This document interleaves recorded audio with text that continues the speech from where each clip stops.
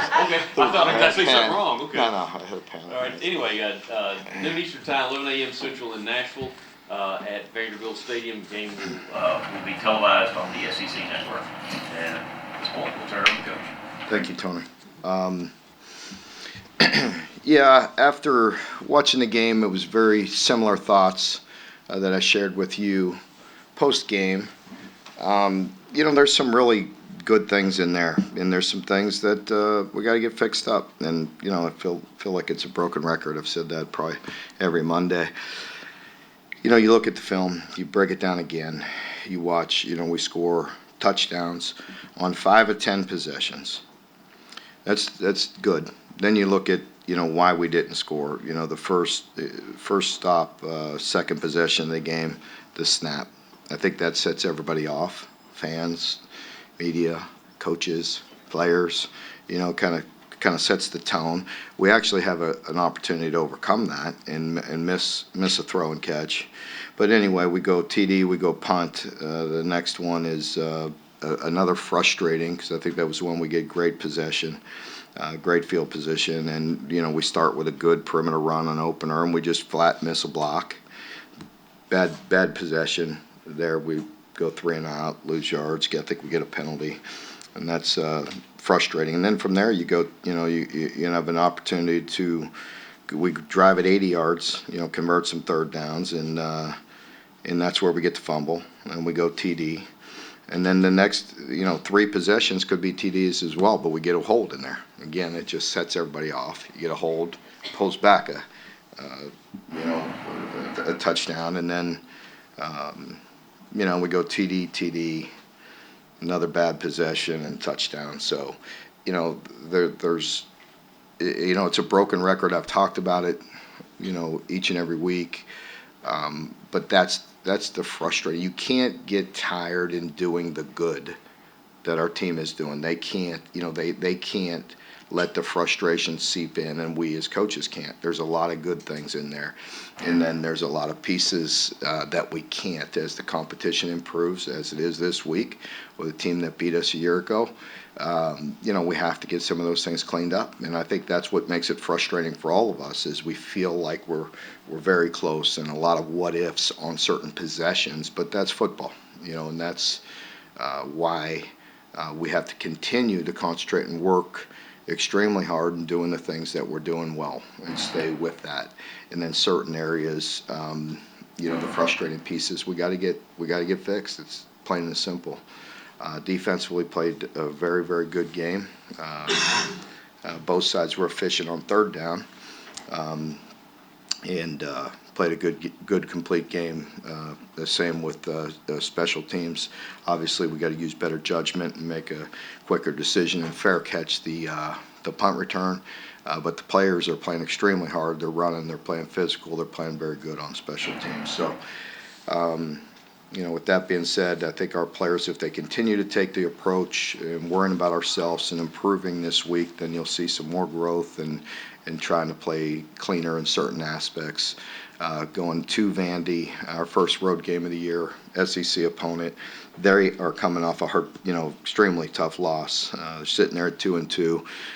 Very tough game for them going to Wake, but then last week on the road as well, and have an opportunity to win the game, miss a field goal and end up losing in the last second. So that was a heartbreaker for them. But knowing Coach Lee like I do, and Clark, he's going to have that team ready to play. That know them. I saw it a year ago. I said it in the press conference on Monday a year ago. Told our team. I watched them. I watch the energy that they play with. I watch how hard they play, how physical they are. And anytime you do that, it gives you an opportunity to win. So I know they'll be ready, and we have to concentrate on ourselves going on the road and playing a better, more efficient style than we've been. We just got to be better in a lot of areas, and we'll be excited about the opportunity. Is there any optimism that Kenneth will be able to return? I'm not sure at this point. You mentioned last year's game. I know the teams are different, but how much this program, you haven't lost a lot to Vandy? Yeah, I think, their different style this year. With the wild card last year was the quarterback, and he made some explosive plays with his run, with running the football, and whether it was designed run or ad-libbing and creating.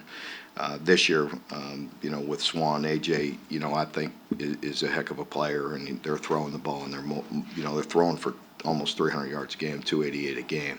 So a little different in that aspect. But last year, as you know, the rushing yards were, very hurtful, both in designed run and, with the quarterback just making some plays as well. You've got their running back now on your side now, so how does that, do you have to address Ray to, not try to do too much? I mean, at some point, I'm sure, it'll be a, 3-minute conversation to that point. He's a very mature young man, but yes, he has to just continue to, he's coachable. You looked at, maybe a missed run or getting a little too greedy the week before. We talked about it in this past week, last week in practice, and in the game you could see the discipline come back to him very quickly. So he's very mature and takes coaching. Coach, we've had a few weeks now of tape and the 1 week flags and mids.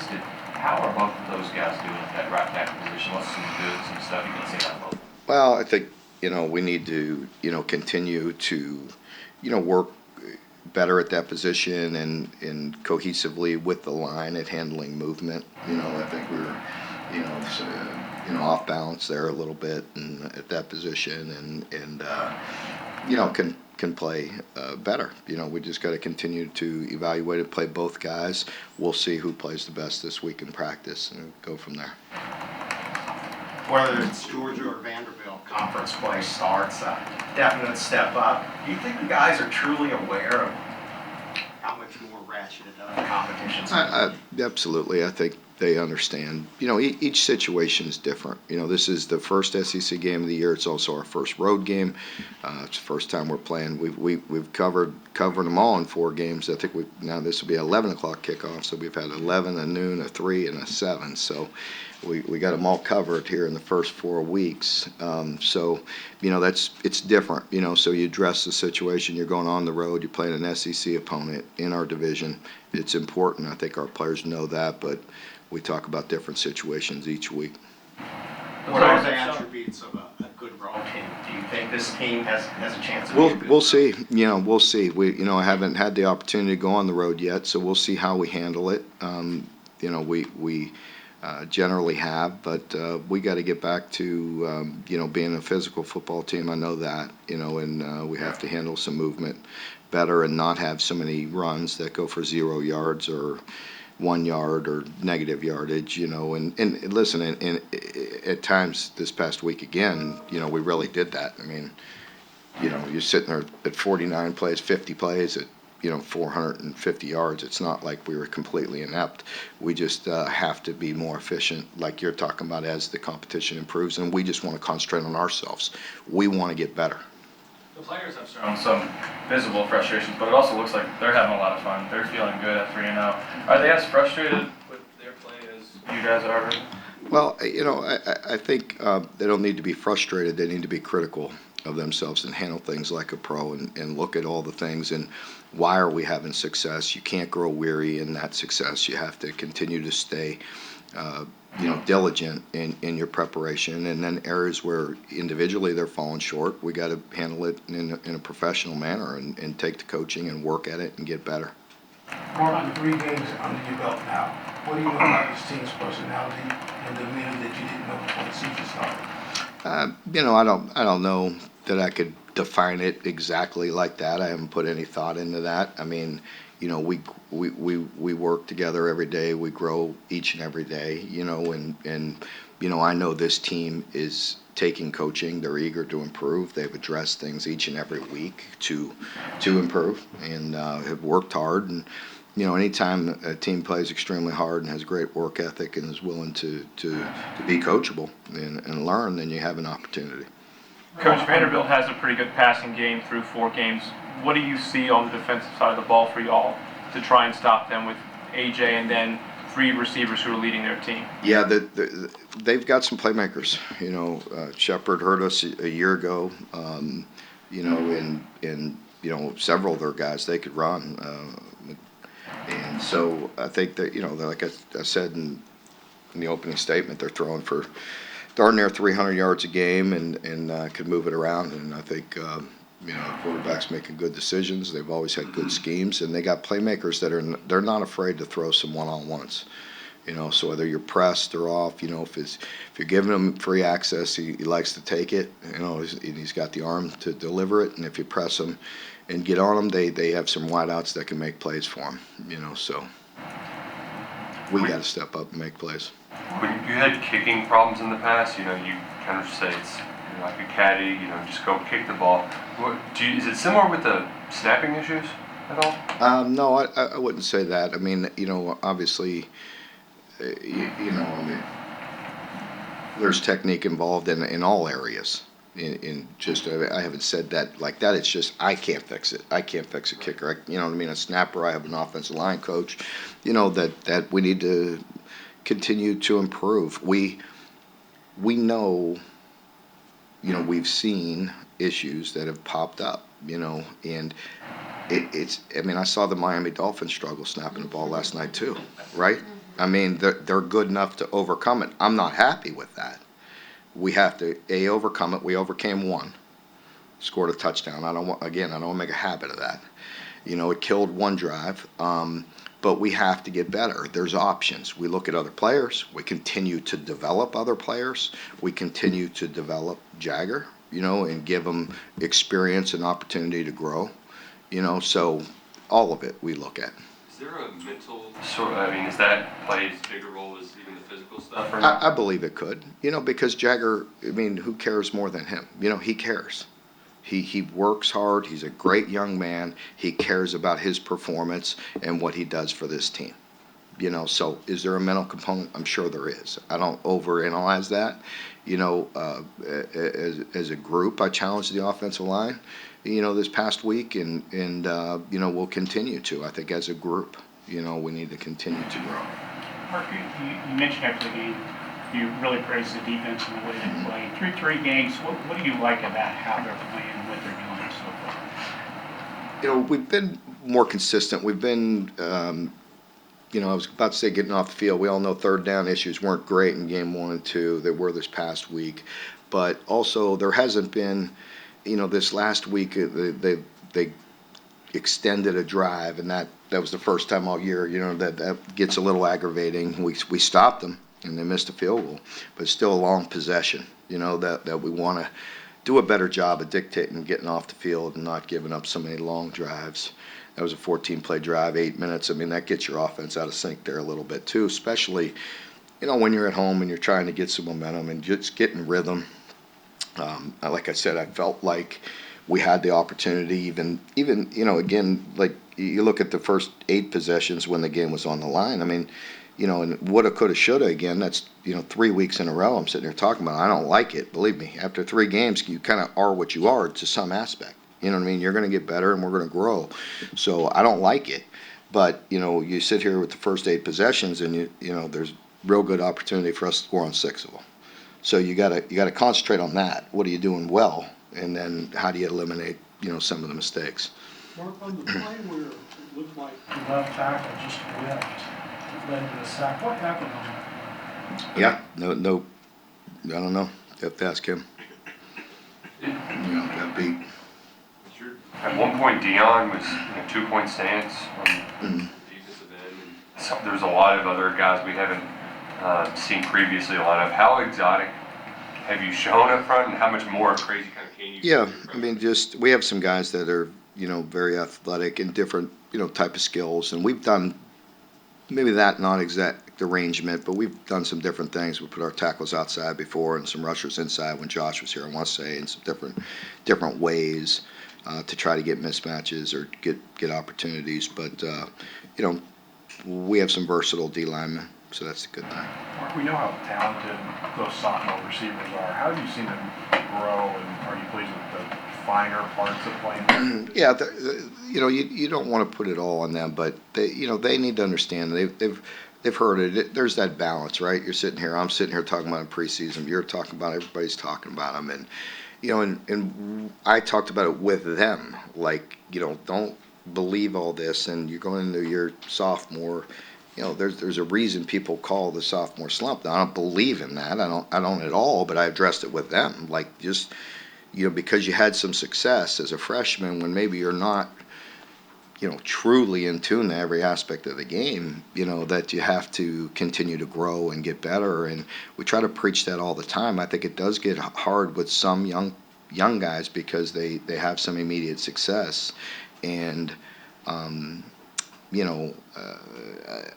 don't want to. So they just need to understand the importance of staying with it and staying, putting your head down and grinding it out and getting better. And they are in certain aspects, and then there's other aspects, like most of our team, that needs some improvement and needs the consistency. Coach, you talked about how you score on half the possession, you can almost score on 6 or 8 over. How close? But you're frustrated with offense. How close is it? Is it a few mistakes and then cleaned up to get this? Like, where's it stand on how close it is? Well, I'll give you a for instance. Okay, in the first half, I mean, we get, we have a bad snap that kills a drive. We have one fantastic, unbelievable play, and he's spinning around and he gets the ball stripped. I mean, what do you tell him at the end of that? You know what I mean? Like, obviously, I tell him to tuck the ball away and go down at some point, but I mean, it was a great individual effort, and got the ball stripped. That's frustrating to all of us, and then we get another frustrating piece is this is, 2 out of 3 games where we got great field position and did nothing with it. That gets frustrating too. And we had, I think, a well-designed play. We got a block. We missed a block on the perimeter, and Batesy's usually a hell of a blocker and a good player. He missed and flat whiffed the guy in the open space, or we're one-on-one with a safety and Barry on. I like those odds, and I think it's a great opener to that possession, and it gets nothing. We end up getting nothing out of the drive. It's not all on him, not all on any one player. It's a bad possession. We all can take responsibility for that, with the play calling and the execution and you name it. Mark, it's hard to recall a stretch of games like this where you've won handily most of the time, yet made mistakes. How do you as a coaching staff walk that line? How do you balance being positive and yet trying to make sure that that your players know what's going on? Well, I think that's just it. I mean, it is a fine line because you really have a tendency as a coach to really hang on to the stuff that's pissing you off, and so that is going to be there, and we need to get it fixed. And so, but you have to again look at the positive side. Even myself, you know what I mean, and before this press conference, I ran through it the 3rd time to make sure I was on point with, you know what I mean, like, with just the good and the bad in there. And, again, you can't grow weary or tired of doing the right, of doing the good things. And that's hard, it's challenging, it's monotonous. And we have to do that, but certain areas after 3 games, you want to get corrected, just like fans and everybody else. I get it, and so do we. I think most people, if you'd told me before we teed off that you're going to win 35-3, I think you'd take it. But we all know there's more out there. We all know we could play better, and nobody knows more than the people in that building. Right, that kind of leads into what I was going to ask you. You can preach and say all that you want, but do you have a couple of guys who have or need to stand up? I think we'll see. This is a work in progress. We are 3-0, and we're about to head into SEC play, and so we'll see. To the question earlier, what we have and what how we travel and how they manage things. We will see. This is the opportunity for it. Because we haven't like we talk about it all the time, overcoming adversity, right? We really haven't. I mean, we've had some adversity, but not the kind we're going to face. And I shouldn't dismiss that. Certainly, last week personally, we dealt with some things that were very challenging. and I think our staff did a really good job. On that subject, how did you think how did that work out with him in the box? Yeah, I mean, we'll see. He can make that decision, but last week it was best for him and his health, and and so how he feels going forward. We'll talk to him about that. Mark, like most coaches, I guess, Ray Davis said the coach did vertical, going back to get vertical. He said because he didn't get vertical not last week, but the game before that, caused a couple forward penalties. Is he missing a hold, or is it no other? No, he played really good, and that's what I was alluding to earlier. If you read between the lines, last week I didn't say any one player, but we had some holes, and we got a little greedy, and it created some negative plays when they were there. And I think for him, he's very mature and very coachable, and has great vision, most of the time.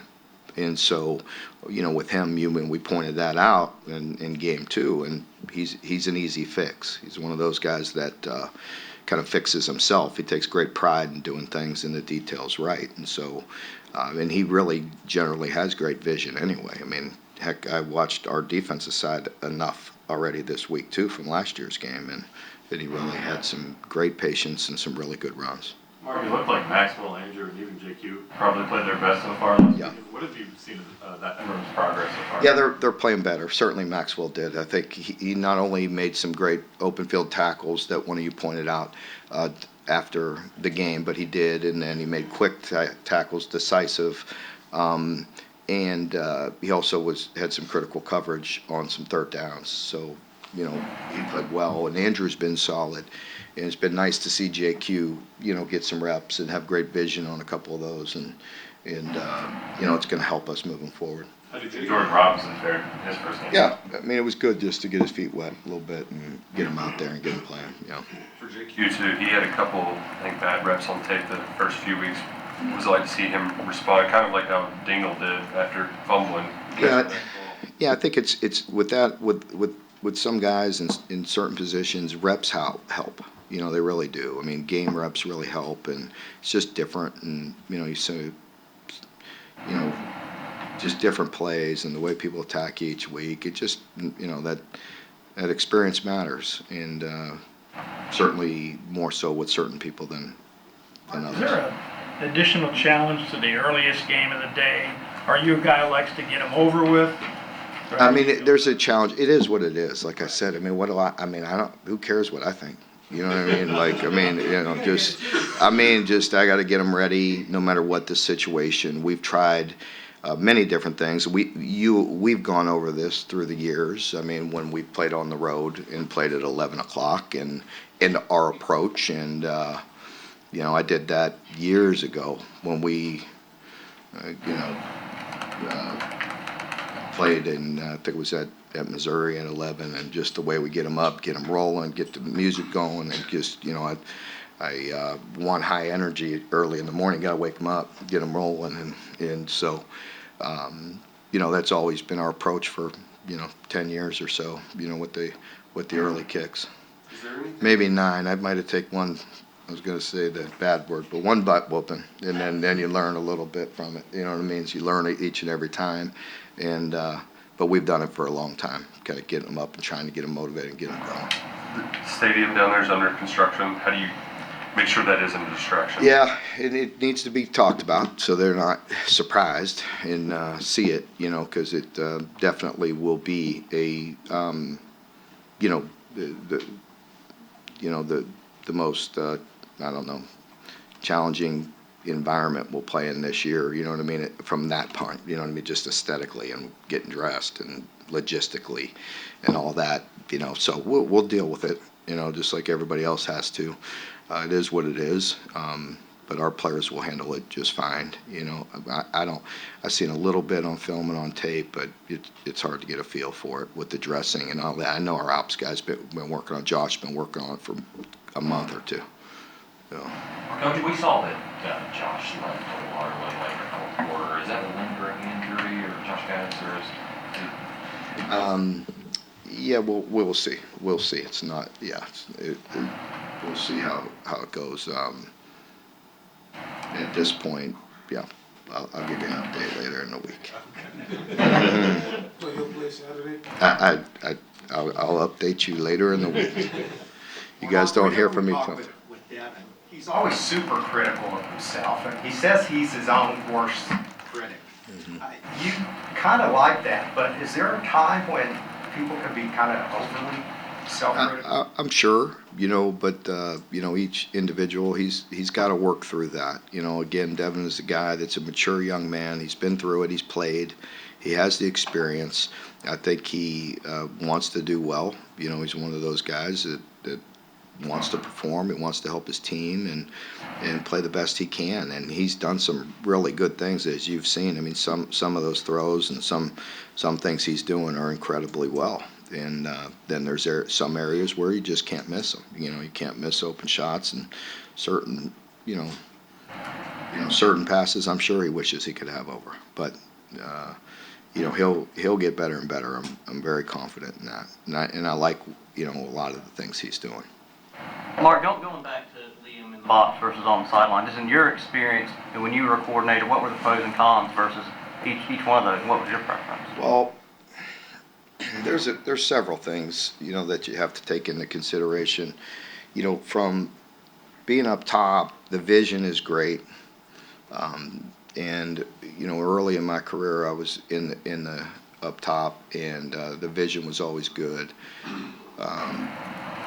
But it was mostly just a secondary coach at that point, not in charge of the whole defense. And then I moved down because the interaction. So that's the difference, is the interaction. The vision isn't as good. Like and Liam and I talked about it, and without getting in detail. But the fact that he was going up, the nice thing for him is he could write down plays in between. He could clearly see it. Knows the issues. The bad thing is those players are used to seeing him, and him, being in charge and being down there. So those are things we have to weigh. And for him, really, most importantly is what's best for him and his health, and go from there. Mark, you've been a defensive coach. We think of you still as a defensive coach, but in your 12 years here, you've had a bunch of offensive coordinators, different styles. Liam's going through his second time.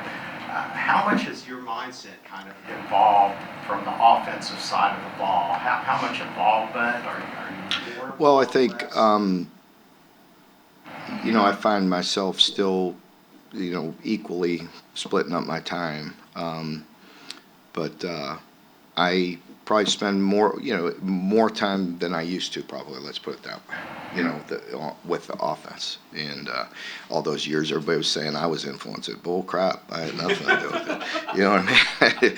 So I've probably been more involved lately, just from a standpoint of making sure we're getting things fixed, making sure, because on the defensive side, I mean, you obviously after 11 years of being a head coach, you better have a pretty good feel for all areas. But for defense, it was always my expertise. I mean, of course, I know it doesn't take me long to see what's going on film and what's right and what's wrong. The difference is Brad has been with me for so long that I have such great confidence. I could easily talk about this, and this, and he's already on it. And sometimes you could do it one way or another, and let's talk through exactly how we're going to do that and how we're communicating that to the players. But and I have the same confidence in Liam, but I just also want to help, and lean on guys when they need leaned on, or encourage when they need to encourage. And I'm talking individually and through the offense, and just help where needed, and improve our team.